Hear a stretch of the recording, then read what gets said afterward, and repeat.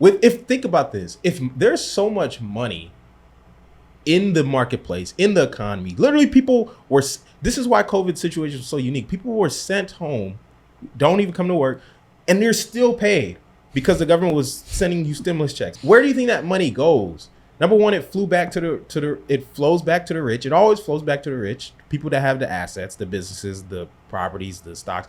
Money always flows back to the rich. And number two, because it goes to these businesses are profitable. These businesses are making a lot of money. So it doesn't take anything to start a business over the last few years and make money. In my opinion, and this is my take, controversial, whatever, but if you started your business within the last few years, this is me included, if you started your business within the last few years, you have not been tested yet. Money was everywhere. Business was everybody was making money. Every business was making money. This goes for me too. Yep. I will say this for myself, in my situation, people know my story, made $400,000 first year of the business. Me personally, I haven't been tested. A lot of people haven't been tested yet. How can I say I'm good at business I've not been sitting in a fake market?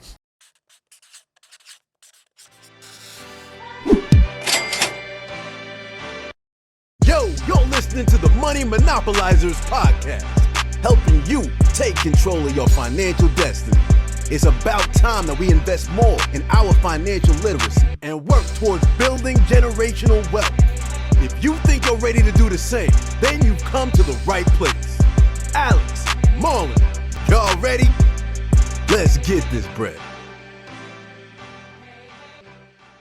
What's good, everybody? It's Alex Kamunya here. We are back with episode 137 of the Money Monopolizers podcast. And I'm here with my co-host, Marlon Walls. Marlon, how you doing today, bro? I'm doing really good, man. So I feel like we had a minute off. I don't know, right? It's been like 3 or 4 weeks, man. Yeah, it's been a while. I know. I hate that for one, because I know we've been like, it feels inconsistent, but at the same time, it's just a lot of things that go on like week to week, man. So I'm just glad to be back though, just continuously putting out episodes, because this is something I really said it last time, but I was thinking even more. This is very therapeutic. Allowing me, the podcast is therapeutic more than anything, just to like talk about thoughts and really being able to bounce ideas off of each other. That really helps me out a lot. So I like having these conversations because it continues to help my brain think of outside of my own head. Like I'm not the only person thinking about everything. It's a good way to just bounce ideas. And I think that it's like very, very beneficial. So I love doing it for that reason. So I definitely want to keep it moving. So I'm like I said, I'm just glad to be back. So I think that's what makes the show really good though, because people can probably sense that, like, it's like, man, they going in, like in right? Just because it's especially now with the conversations are so much more organic that we just continue like in real time are having epiphany moments. So that's what I really like about it now. So that's why I like continuously putting out the episodes, because it really helps me out too. Yeah, man. I think like you said, it has been a minute since we've been on here. I mean, a lot of stuff has happened.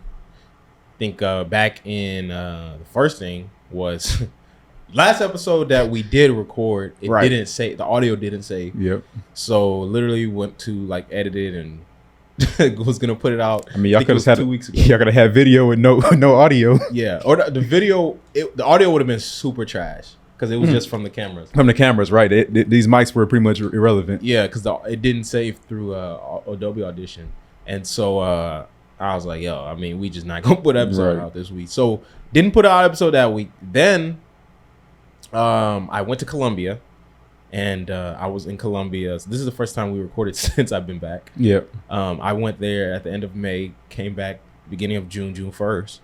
And celebrate a birthday. Yes, had my birthday out there, turned 26. Old man, shout out to all the old men out there. And then I had got COVID. Yep. So couldn't record that week. Immediately when I came back. Oh, I probably picked it up out there. And then I tested positive when I got back. I was fried. The day before we was about to record. Yes. So we can put out nothing last week. Yeah. So last Friday was that's when I was just cooked. I literally couldn't even move. And then we were gonna record Saturday. We couldn't record. So that's why, like I said, nothing happened last week. And then so that was 3 weeks. So yep, I think thankfully we record multiple in a day, so we were able to have at least one between those. Otherwise it'd have been 3 weeks in a row or nothing. Right. Yeah. Because I released the one later instead. Yeah. That's right. So sorry about the inconsistency, but it's like this was literally unavoidable. Like it was unavoidable. There was nothing. Because I know a couple weeks ago we had said like that. Yeah, I mean we're back because we have missed. But then this happened. It was like I it's fine though because I believe like the streak it was gonna end regardless. There's too many things happened. The streak was gonna end this month, last month. So it's all good though. But we back, and we ready to get in. And we got a fire episode for y'all today. I think a very, very, very important topic that we're gonna get into. Facts. That I think it's everybody needs to listen to this. This might be the most important episode we do all year.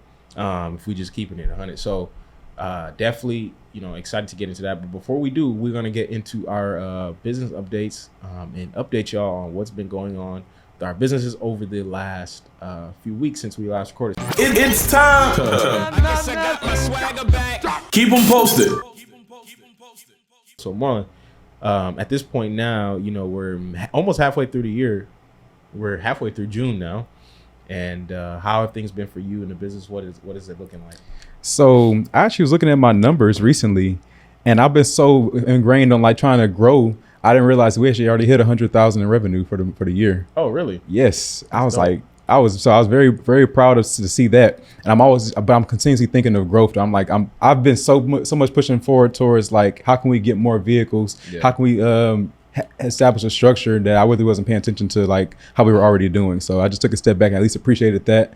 But said the job is not finished. I feel like Kobe, the job's not finished. So that was all. I don't want to sound like arrogant, but I expected that because of what the goals were. I knew that. So the goals are, you're going to get that on the way to accomplishing like the bigger goals. So it was expected because I'm pushing forward towards a bigger goal. So that's why I always say when I set big goals, I'm going to hit the small goals along the way. Because rather setting a small goal and making that the actual end goal, then you would have been pacing to get to that 100,000. So that was a celebration. But I really want to talk about the Powerhouse Summit because I know last episode I actually did mention I was going there, and I think this will tie a lot into the episode that we're going to talk about because I went into a Powerhouse Summit a couple weeks ago, and I had learned a lot about like what Turo was doing. So Powerhouse Summit, just give you back, I guess, talk about the business that I'm in first. I'm in a rental car business, and we primarily operate on Turo right now. And so Turo was having what's called a Powerhouse Summit for just for 100 of the powerhouses that are in the country. And so I was invited to it, and they kind of talked about like their plans for growth, and they had all the other powerhouses there where we can network with. I liked going to the International Car Rental Show a lot more than the Powerhouse Summit because the conversations were just different between the people that were attending. People that were at the International Car Rental Show were thinking growth, were thinking strategy, were thinking how can we navigate these times, versus at the Powerhouse Summit, it's almost like an employee turned business owner, where a lot of people were thinking, how can Turo help us out to continue to run our business? And I don't like that idea right now. And I think so that's going to just tie into like what we're talking about today, because you have to remember what type of platform that Turo is.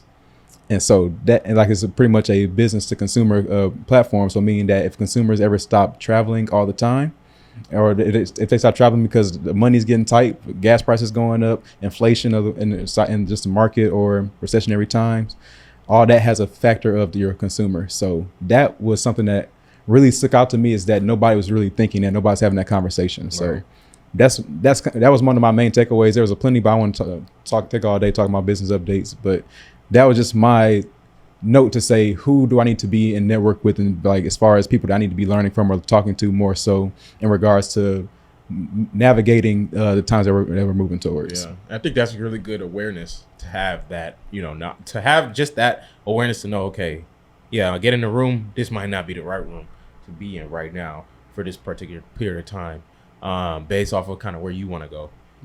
Just knowing what your goals are, and seeing and kind of getting a feel for where everybody else is currently at, like what's their level of business acumen to help you along your journey. And I didn't really see a lot of that. I did get some good connections, but the majority of the room wasn't. I was actually thinking higher than a lot of the other powerhouses in the room as far as scaling as a business. Most people weren't thinking that. And that's, look, a lot of people I think are not thinking like an entrepreneur and thinking the correct way, especially in times like we're in now. In times where we're headed, and it's just very, it just goes to show that there was just, I'm trying to, I don't want to get too much into the topic, but it's just, it's a very being an entrepreneur it requires you to really think differently than an employee, because employees are not looking at the macro theme of what's going on around the world, around the economy, around even just your industry, right? But as an entrepreneur, you have to be aware of those things. And this was part of the conversation that didn't get released when we recorded a couple weeks ago.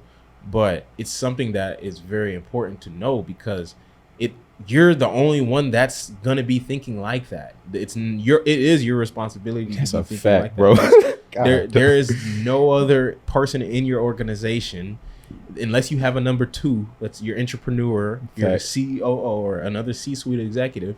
At the end of the day, the CEO, whoever's the founder, you're in charge for thinking like the entrepreneur.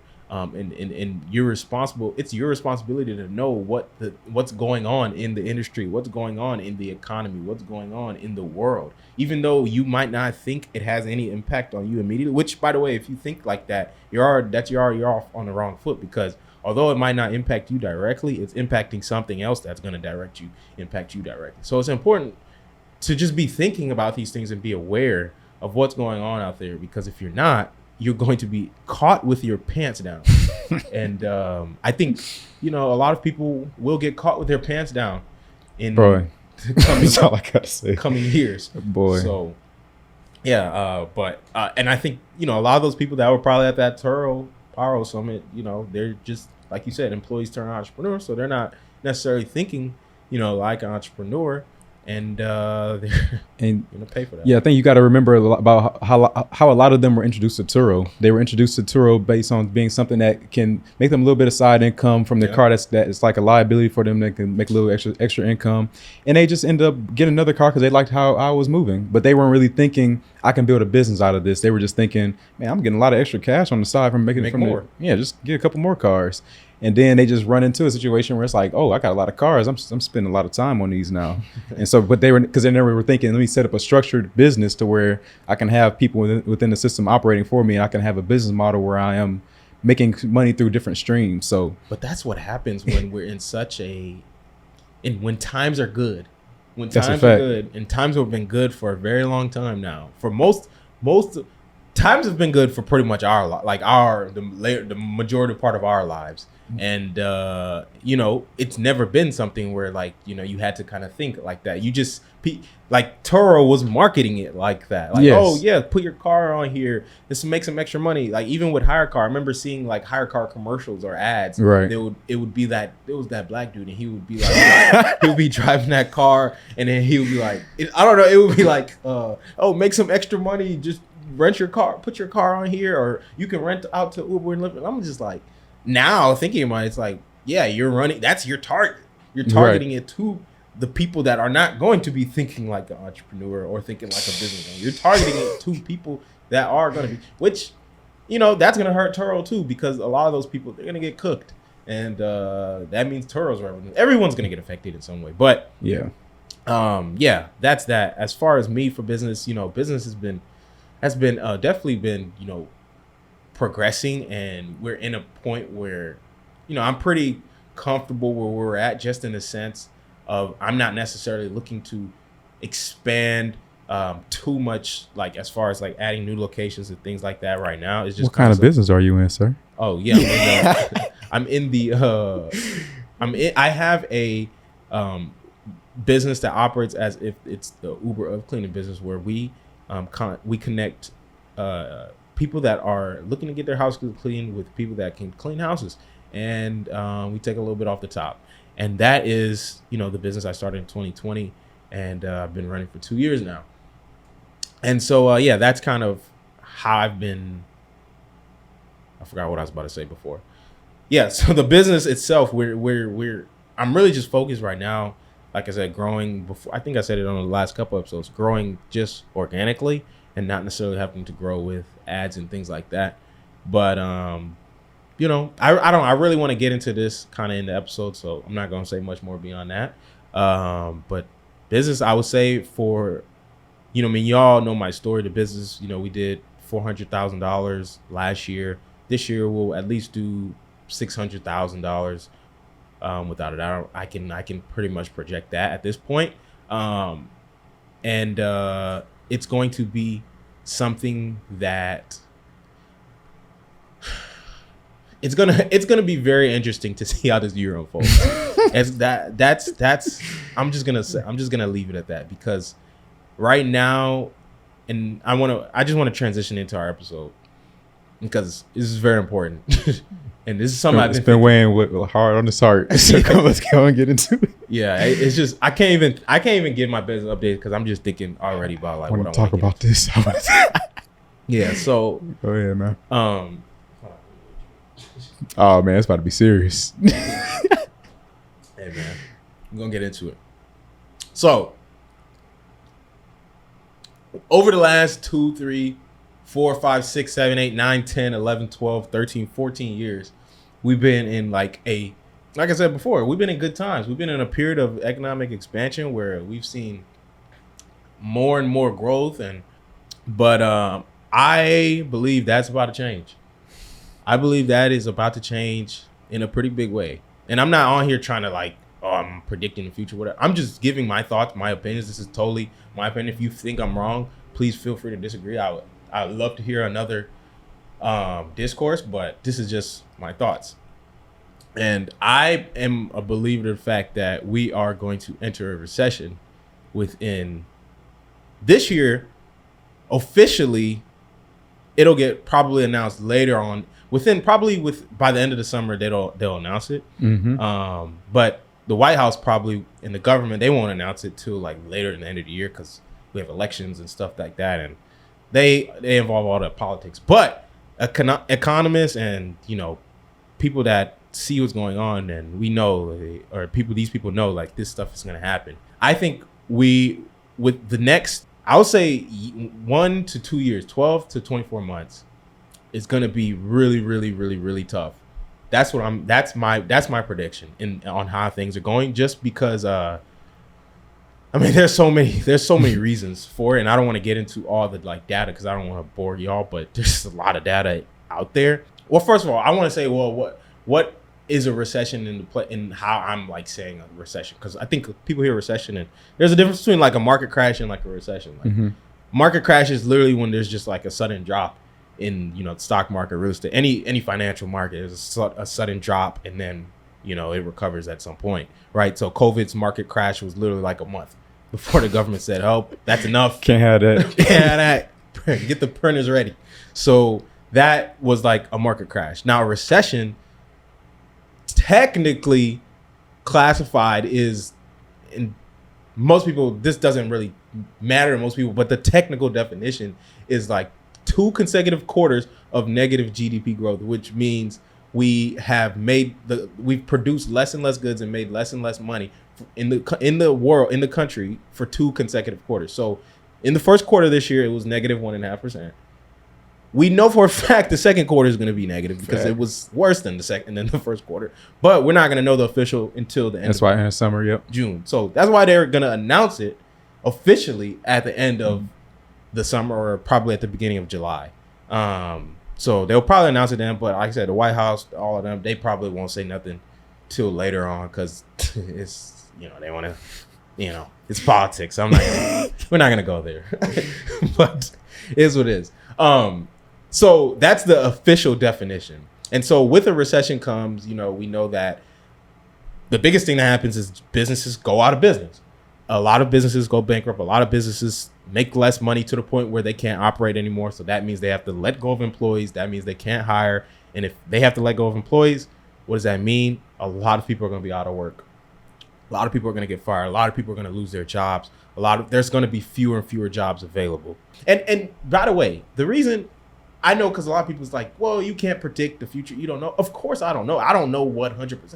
I'm just telling you, like I said in the beginning, this is my opinion, my thoughts. But the reason I have conviction and the reason I can say this confidently and know that I believe that this is going to happen and that times will change, generally, I see it as like the Federal Reserve has 2 options here.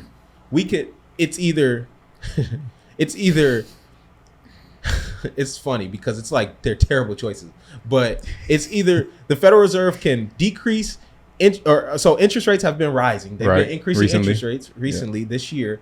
Now the Fed has been doing that to combat primarily inflation. Inflation has been so high, and whenever you increase interest rates, generally the correlation, so it's believed, is that the market will kind of cool down. It's kind of like a lever, and so if the Fed increases them too quickly, you push us into a recession guaranteed, because that is like, again, think of it like a lever. If you do it too quick, then what happens is people will stop borrowing completely.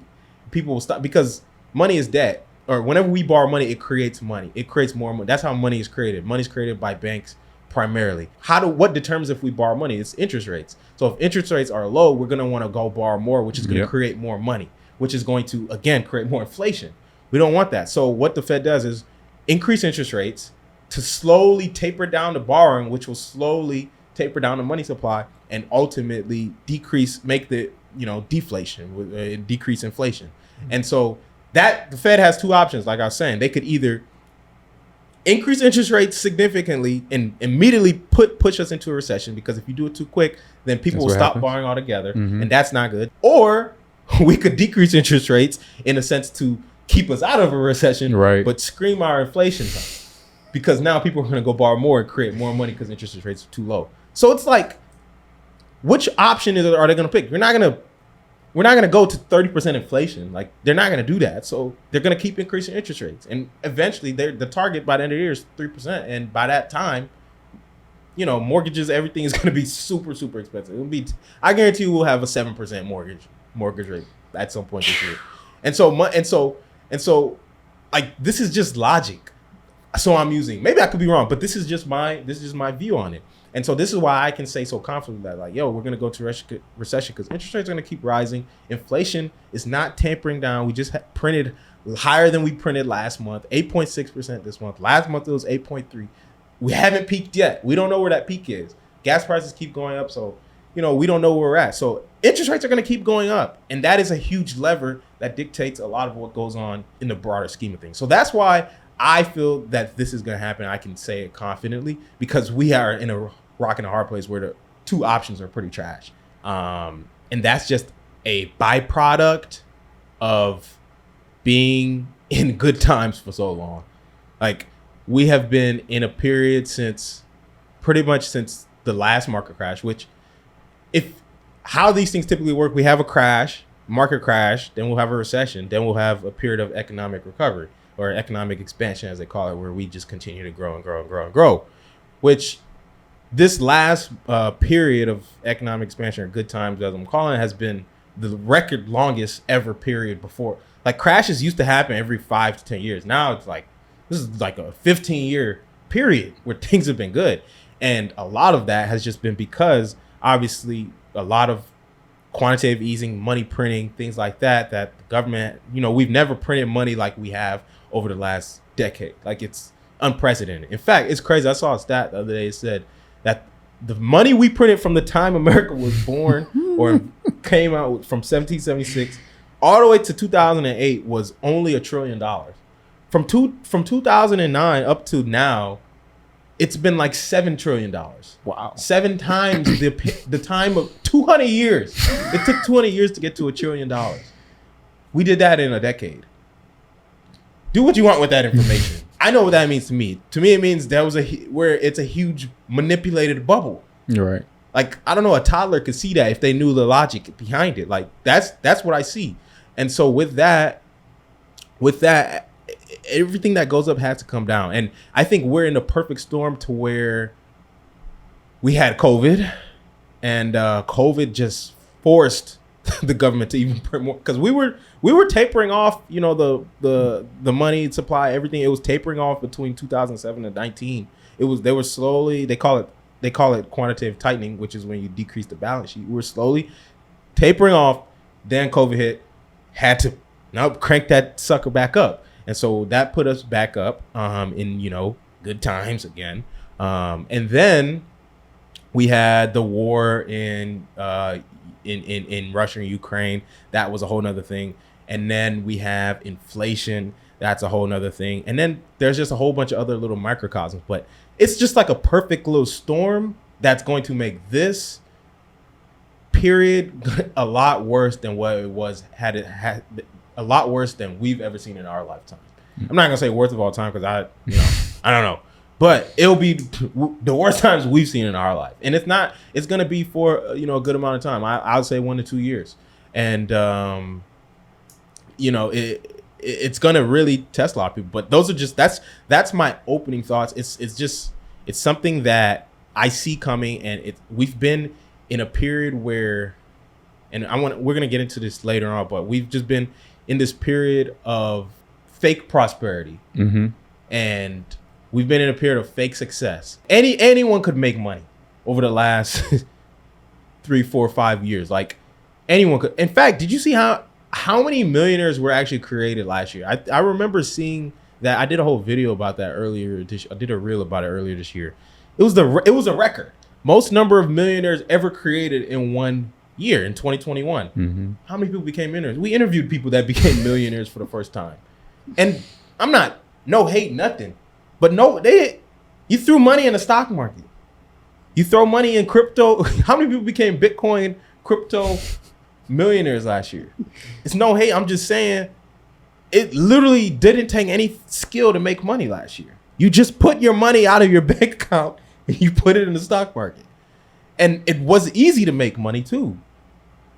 Employees have had leverage over employers for the last few years, especially since COVID started. Facts. People can get employers have literally they've been scared to fire people because they know that it's hard to go get somebody else. Yeah, like it's people hopping around all these, like I don't know how many TikToks I saw. It's like people telling you like, oh, leave your job. You can go get more at a new job. Next thing you had 6 jobs on your resume because you just been job hopping. But they had the leverage to do that. Employees have the leverage people were overpaid. People that are making 60,000, making 80,000, people making 100,000, making 120 just because you hop in between jobs. And so think about this, if there's so much money in the marketplace, in the economy, literally this is why COVID situation was so unique. People were sent home, don't even come to work, and they're still paid because the government was sending you stimulus checks. Where do you think that money goes? Number one, it flows back to the rich. It always flows back to the rich, people that have the assets, the businesses, the properties, the stocks. Money always flows back to the rich. And number two, because it goes to these businesses are profitable. These businesses are making a lot of money. So it doesn't take anything to start a business over the last few years and make money. In my opinion, and this is my take, controversial, whatever, but if you started your business within the last few years, this is me included, if you started your business within the last few years, you have not been tested yet. Money was everywhere. Business was everybody was making money. Every business was making money. This goes for me too. Yep. I will say this for myself, in my situation, people know my story, made $400,000 first year of the business. Me personally, I haven't been tested. A lot of people haven't been tested yet. How can I say I'm good at business I've not been sitting in a fake market? I'm just being real. Like, how can I say that? So to me, anyone that started your business within the last, I would say 10 years, you have not been tested yet. You have not been tested to the point where, okay, you can make money when times are good, but can you make money when things is going to be tough? Can you make money when it's hard to find labor? Can you make money when people don't have money to spend? Can you market to people that aren't spending money? It's easy to market to people that have money. You just put something in front of them. Like, oh yeah, I have money. I can do that. But when people don't have money, are they still going to spend money with you? To me, that's a test.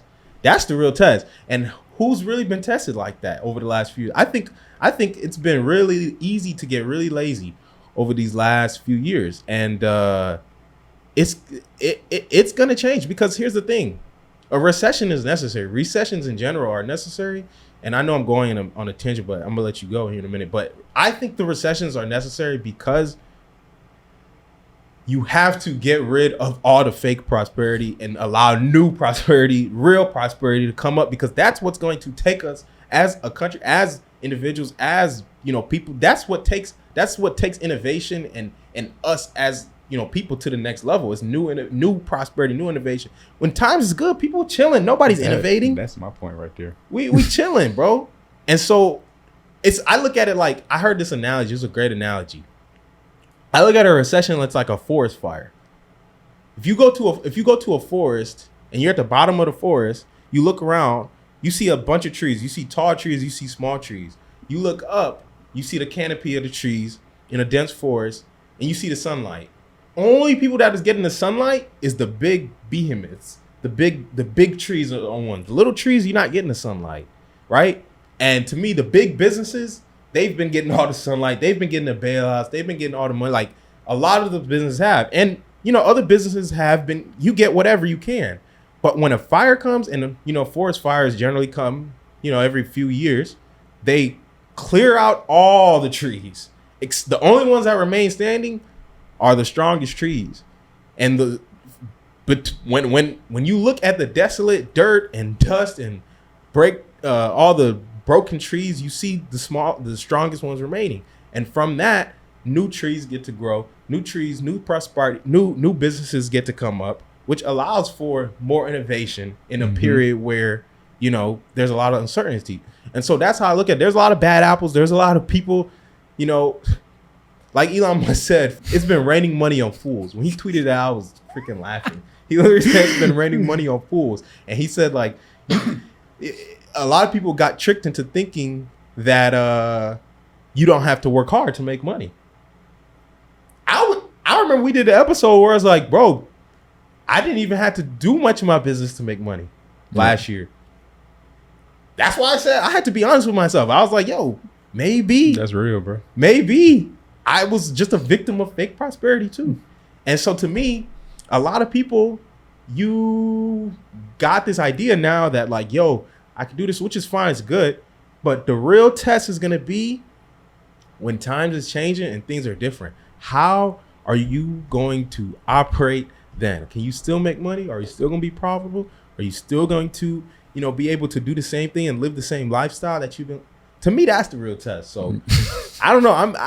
These are my thoughts. I want to hear. I know it's a lot, but I just wanted to get the introduction. That was just the introduction. Like I said, it's been sitting on this dude's heart for a minute. Man, especially because we ain't recorded. So I just been like, it's just been sitting on my head. So I wanted to get into it. But what are your thoughts on the whole thing? First of all, I knew you pretty well when I said what topic you want to talk about today. So I was thinking about talking about. I was like, okay, I already had that one on the list. I knew that was going to be the first because I knew that was just like something that was boiling. I'm just watching. I don't know. I'm observing. And I just know like that's been something that you've been talking about a little bit more. It's just like inching. I was like, no, it's boiling now. So that intro was rightfully so. And I think I've been watching a lot of it myself in regards to just being in the rental industry, knowing how prices have fluctuated and going like went up super crazy and came back down, or are starting to move in a different direction. Being in networks with people that are actually thinking longer term or thinking a bigger picture of like the economy. Everybody's pointing towards corrections will be made very soon. Yeah. But one thing I like what you were talking about was that the strong will survive, and then what this really creates is the innovation. Yeah. I think that's the best part about any type of recessionary period is that once you are faced with a real test, a lot of people are going to back out and say, yeah, I'm not cut out for this. But at the same time, other people are going to say there's a new opportunity that's being created right now. And I always think back to Kim Kiyosaki talking about the same thing, and never let a good crisis go to waste, because these are opportunity. So for some people, it presents a time where I need to run away from adversity. For other people, it's presenting a time where if I solve a problem in this type of economy, in this type of market, the payoff is going to be grand. Yeah. And so you like those are the actual thinkers. This is why I'm so big on this part. As a entrepreneur, your number one job, I don't even know if I think it's part of the episode that didn't get released. Your number one job is to think through situations and think through how to innovate your company, how to continue to move it forward, especially, and then also keeping in mind external factors, internal factors inside your company, external factors that can impact your company. You have to think through what can you do to continue to keep your company afloat and continue to make it profitable.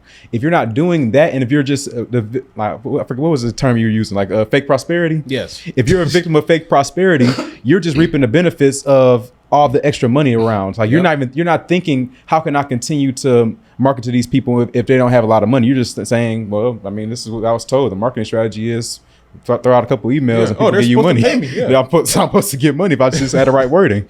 But so it takes a lot more thought, a lot more intuition and thinking about how to continue to keep your business running when times are not as frothy as they've been. I was thinking back to my boy Lance Smith too. What do you do when the market is not frothy? So all these things are coming back, and so I think, like I said, like Alexander, even both of us, it's going to be a test. Like nobody's excluded from this. Everybody is going to be given that same test, and now you have to really think about. First of all, you need to evaluate your current situation and see, are you a victim of the fake prosperity? Yeah. After that, you need to evaluate to say, what will this look like if the times are not as they are right now? Be as real with yourself as possible, because for both of us, I would say we have to do that evaluation and say we might not be at that position to where our business is now ready to be thriving in a market that is not how it is today. Yep. So now, what do you do different? That's where I want to talk a lot about things that we've learned along the way of just running our businesses and seeing how the markets are changing. How would you approach it differently? Because just based off the intuition that you have today for your business. Are you asking me? I'm very curious because I have my thoughts too. But how would you approach it differently now? Because I think that's a conversation that can actually help people be a thinker in regards to moving into these recessionary times, as opposed to just being the victim of that of the fake prosperity. Yeah. So first of all, I love what you said about the opportunity, right? I want to address that real quick because I think people, when you think about recession, you think, oh, negative, but you gotta switch your thinking to really think like, yo, this is an opportunity. Honestly, an opportunity to add a zero to your net worth, like for real, because seriously. A lot of people, you can go from 100,000 to $1 million. You can go from $1 million to 10, from 10 million to 100, and from 100 to $1 billion. The best time to do that stuff is going to be in times when things are going to be bad. It's the cliche phrase from Warren Buffett: when others are fearful, you should be greedy. When people are greedy, you should be fearful. Which is so funny because everybody last year, I will never forget. When everything was cooking, the market was cooking. Warren Buffett was sitting on cash. He had $80 billion. Well, he's worth $90 billion, but he had billions of dollars sitting in cash. Everybody was criticizing him too. I remember reading so many articles. He was like, I'm sitting on cash. And I'm just like, that's, even me, I was like, that's dumb. Look at the market, it's cooking. And it's like, dude, this dude's a pro. This is the time. You know, he's happy right now. You see the stock market on sale. Like these prices, you couldn't get nothing for this price for the last 2 years. I'm sure he's cooking, loading up right now. He might not even be. He probably knows it's going lower.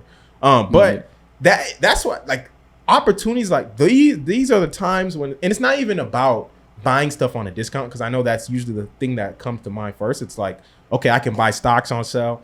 I can buy businesses. I can buy properties on sale. I can buy any assets on sale, which is great. Yes. And you should have cash to be able to capitalize on those things. But even more so than that, for people that aren't even liquid enough to do that, like you said, it's an opportunity to create something that is really going to be real.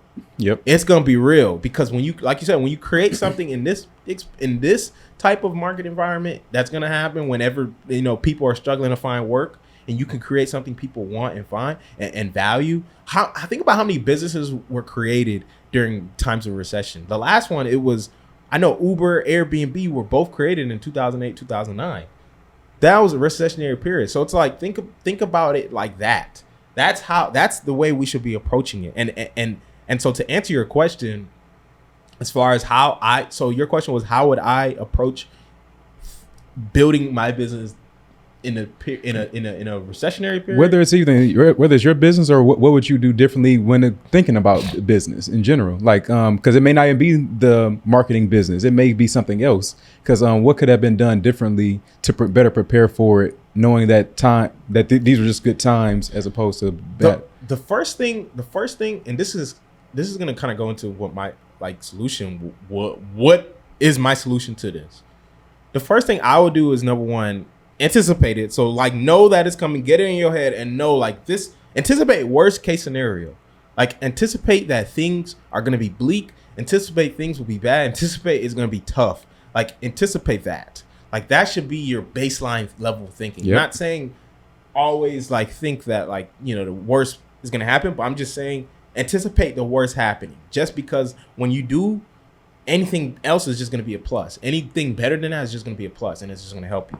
So that is how I would at first frame my thinking. The number one thing I would do, though, as far as action items, I would develop a high leverage skill.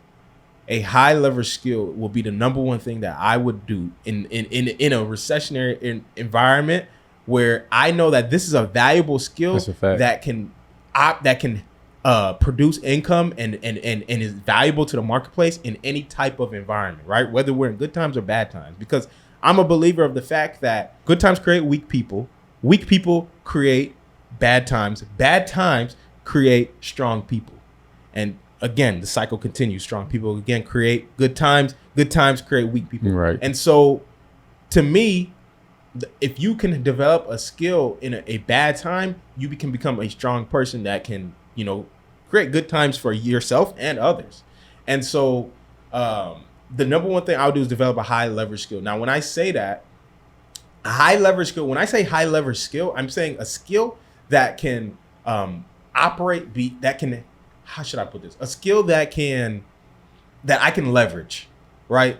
Obviously a high leverage skill. a skill that goes beyond me, right? And in the sense of this skill can, for instance, sales. I think having sales skills is a super valuable skill that you can leverage. And when I say leverage, I mean that it's not a linear correlation to your effort and reward.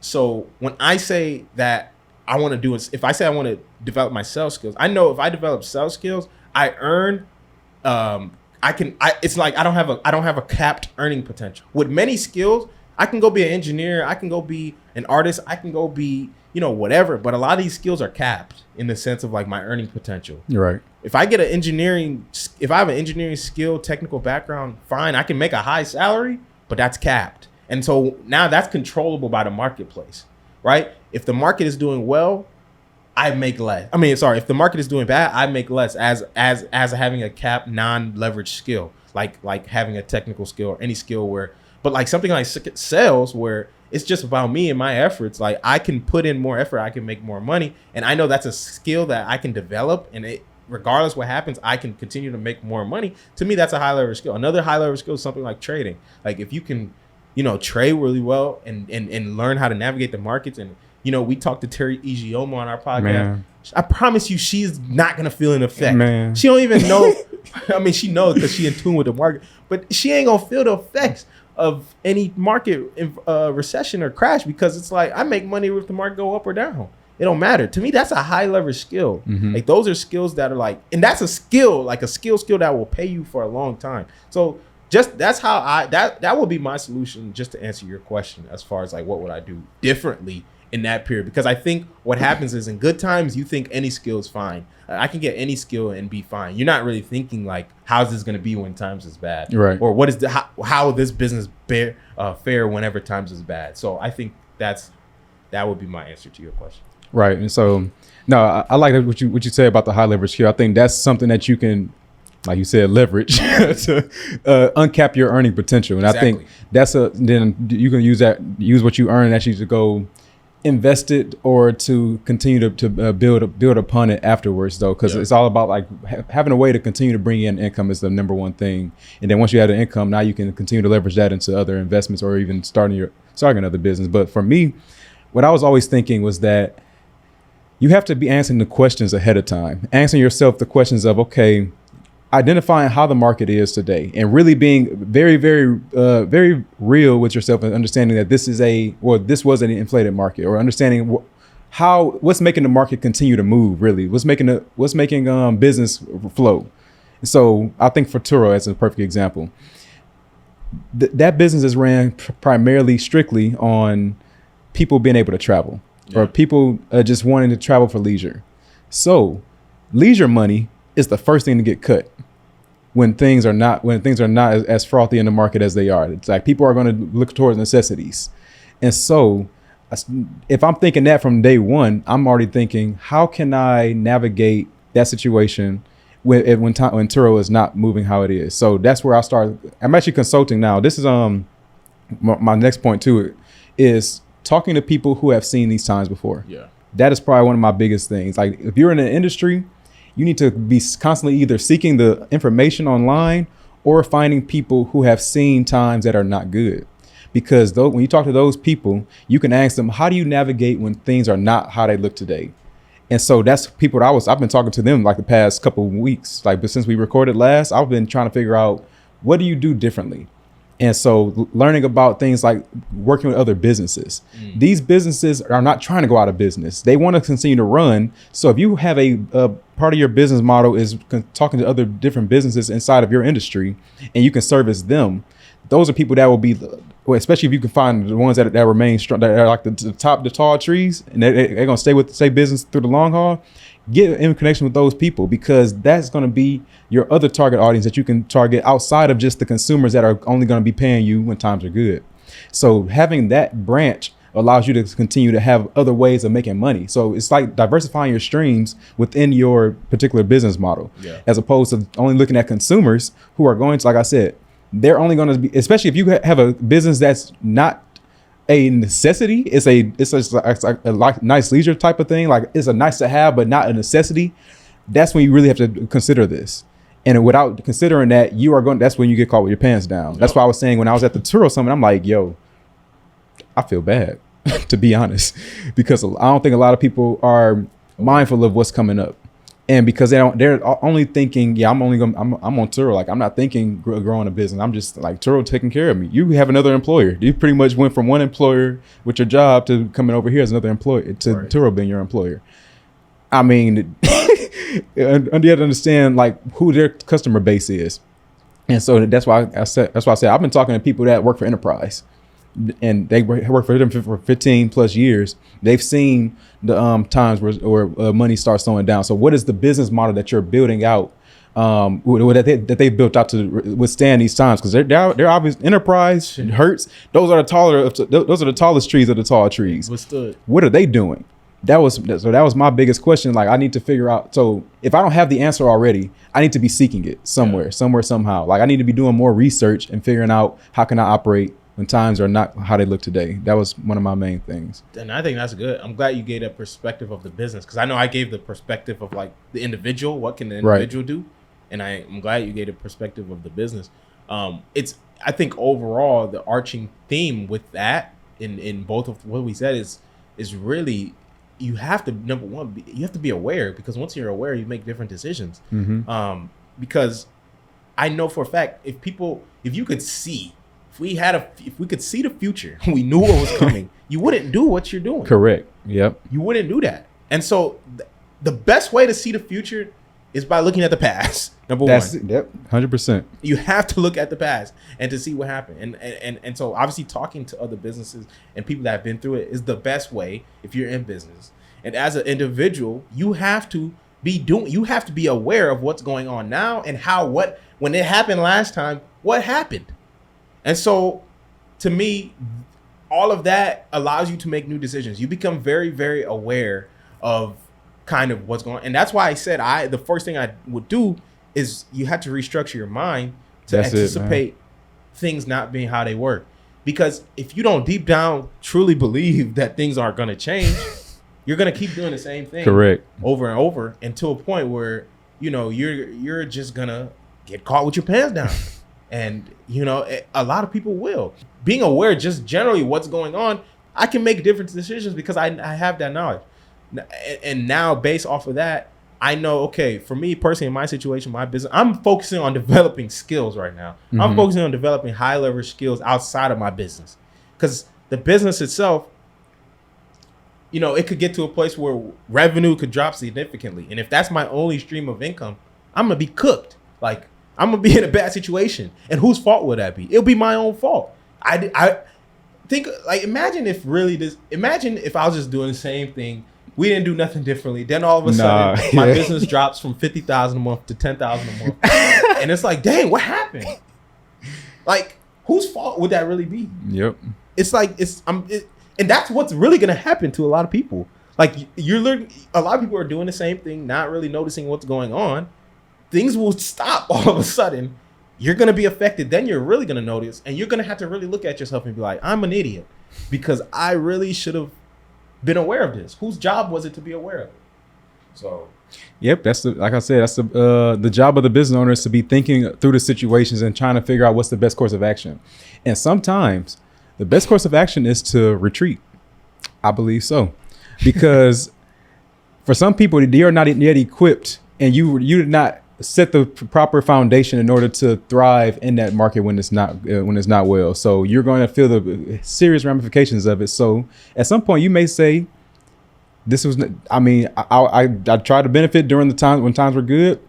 I've learned, and now it's time to take a step back and reevaluate. And you might let go of the business that you were building up before in order to go back and reevaluate. How can you come back and do it again? Because I always believe that the worst case scenario is still going what everybody else's normal has always been, going to get the 9-to-5 job.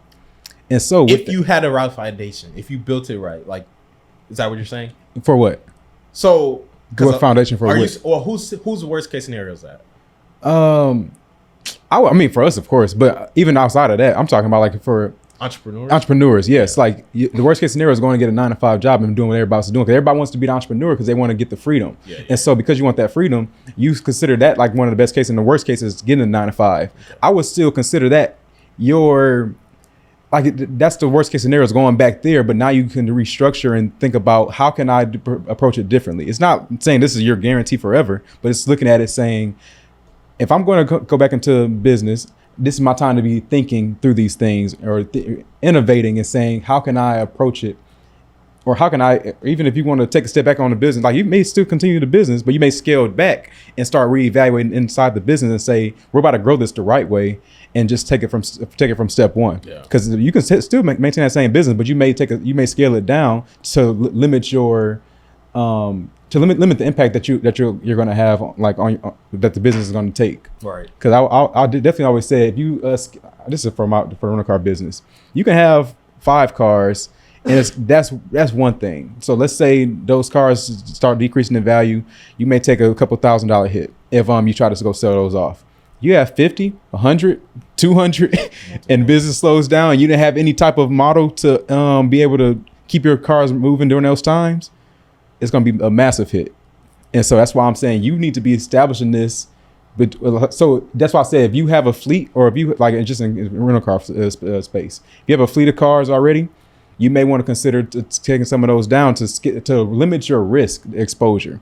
And that way, now you can, if you don't have that extra way of bringing in income, you got to make a decision really quickly. Either finding a way to bring in income outside of just the B2C, the consumer, or like pretty much going the B2B route, or you're going to have to start reevaluating if this is going to be the right thing for you to do altogether. Yeah. So it's like you need to really make those game time decisions if you haven't done it already.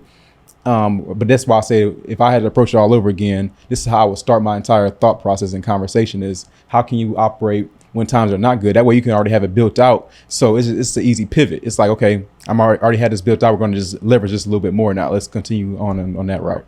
And here's the thing, like, if you hadn't done that, it's fine. Like, it's not your fault. None of this, not really. Anything that happens to you, it's not your fault. It's your fault if you just get cooked and you don't do anything after, and you continue. But anything that happens to you, it's like, if this is your first business, especially, it happens. Like, this is how people learn. A lot of like, you learn from experience. Like, this will a lot of people. The good thing about this is that if whatever happens, a lot of people, you're gonna learn a lot. Especially if you're in business, anyone that's in anyone, because you've experienced great times, the best times of all time, and you experience the lows. So having that transition, it's going to hurt in that moment, but the long-term impact will be much better, because it'll be real value and knowledge that you'll have that you can pull from in the future when this inevitably does happen again, because we're going to crash, we're going to go into recession, and we're going to again come out and there will be more economic expansion, which is why it's such a good opportunity, because the economic expansion, the good times always come back. They always do. And if you manage your risk, if you did the right things, if you continue to improve and gain knowledge during this time, then you'll be good. And during when things get good again. And another thing I was just thinking of too, it's like, because it was so easy and to make money and build a business and to be successful over the last few years, the people that were really putting in work and effort, you don't really know who was. Because Right. it's like, it's funny because I don't know, I look at some of the people that like built, similar businesses to mine, and I'm like again, I'm not hating, but like I just be looking around and it's like, I know you wasn't really like putting in work like that. Like I know the average person was not putting in work. Like the average person, like a mediocre person. And I'm generally, most people are pretty average. And I just know it's like, I was putting in work. I was, reading, I was reading the books, doing these things. And that's why I feel like I'm going to be okay. Like things was fine. Because I know I put in the work. Mm-hmm. But if you was doing well and you didn't put in the work, you're going to really, It's gonna get exposed. You're going to get exposed. Yeah. And that's the thing that I be thinking of too a lot. And I'm not even trying to sound like so abstract of like what are you talking about? But like, it's something where you just have to be honest with yourself about the last few years. Yep, and I pretty much like narrowed it down to like there's going to be two winners in a recession. The first winner is going to be, of course, the one who's already prepared for it, and like just how you said with Warren Buffett, he's sitting on cash, and because what he's really doing is leveraging his previous experience. Exactly. He's seen what happens in a hot market. He's seen the trends and patterns. So that's the first winner. It's people who's seen it already and know how to prepare for and are already prepared for this upcoming one. Yeah. Second winner is people who are like where he was before he experienced his first one. So what I mean is that people who are willing to learn, go through it the first time, reevaluate, learn the lessons along the way, and say, "This is what I did wrong. This is why it didn't work." Not that it's not going to work in general. You should not. So the losers are going to be the people that say business doesn't work. I'm done with it. The winners is going to be the person that says, "I've got caught my pants down this time, or I didn't plan correctly, but now I see the trend." Yeah. And so now next time this comes around, I'm ready. Yeah. And so now I'm already preparing because I know the right questions to ask. I know exactly how to approach it the right way this time. I saw the winners because they did exactly what I need to be doing.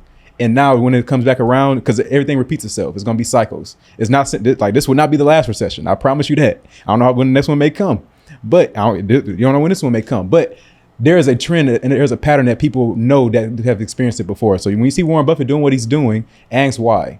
When you ask why, you start seeing that everybody's following a pattern. Everybody's following a cycle because they recognize that everything's a trend. It's a trending up, trending down. What do you do in these different times?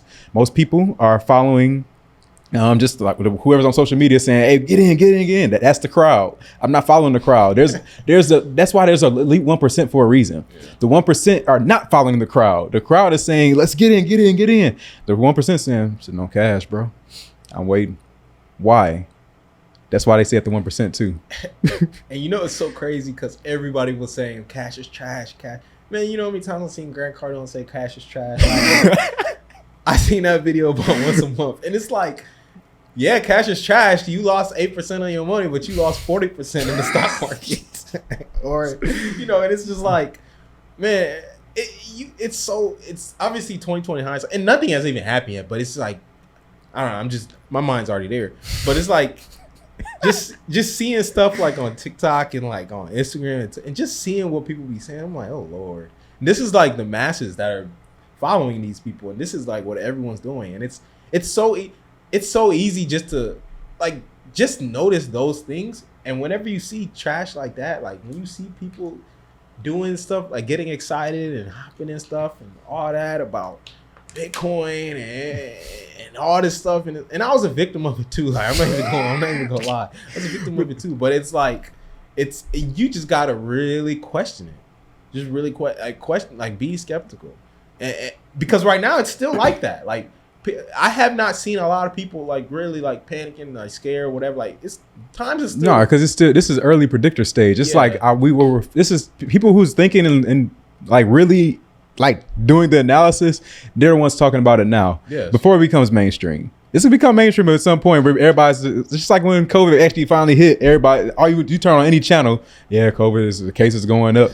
Well, that's the mainstream, right? There's a predictor that see it before it happens, and there's everybody gonna see it once it already hit. Exactly. Once I start seeing people talking about a recession on TikTok, then I know it hit mainstream. Right, exactly. Once I start seeing it on the For You page, I know, okay, it's mainstream now. Like, now I'm not. Now let me make sure I'm not looking at what they looking at. Facts. Let me get my information somewhere. So it's like, you just got to really be in tune. The biggest thing is awareness of the, and this is why this is so much different from being an employee. Man, a lot of people, most of us, us as well, this is your first time being an entrepreneur. This is your first time being in business, first time whatever outside of 9 to 5, do your 9 to 5, whatever. And a lot of people still in your 9 to 5, but you still got that, you have that mindset still. That's why it's so important to shift your mindset and your thinking to being like an entrepreneur, because it's impossible to successfully operate in this kind of environment. Because if you're an employee, there's a lot of employees that are going to be good and they're not even going to feel any effects of this. That's totally fine. They're employees. They chose that life. Like, more part, like, that's the life you chose. So it's like, it is what it is. But yeah, you just gotta. My main thing, just to reiterate that, was don't use any recession as a time where you just get discouraged and quit. My thing is, especially for, like you said, the people who this is their first time getting into business and they weren't thinking these things, use it as a learning lesson. This is not the end all be all, especially you 20, 30 years old. A lot of our listeners are. You got so much life left ahead of you. Like, this is not the last time that this will happen, and then there will be new hot markets, and we haven't even experienced it yet. So you can still, just the goal is to start thinking through these things and predicting them before they happen, to understand how to navigate it when it does happen. And so if you can go in with that type of mentality, and that's the thinking like an entrepreneur we're talking about, that's how you'll be successful no matter what happens. Yeah, man, I concur that 100%. I think that's the biggest takeaway from this, is to just shift your thinking and become aware of the reality of what's kind of going on. But that is it for this episode of the Money Monopolizers podcast. New episodes will be released every Thursday and will be available on Apple Podcasts, Spotify, and YouTube. Just search Money Monopolizers wherever you listen to podcasts. We hope you enjoyed this episode. If you did, we'd appreciate if you rated us 5 stars and left us a review on Apple Podcasts. You can also find out more info about us on Twitter at The Monopolizer, IG at Money Monopolizers. We post informative content on there that keep you engaged. So be sure to check that out and share those posts. But until then, we out here. You've been listening to the Money Monopolizers podcast, helping you take control of your financial destiny. To learn more about how you can be in control of your money, visit moneymonopolizers.com. We'll catch you next time when Alex and Marlon share more personal finance and wealth creation tips with you. Now it's time to take action.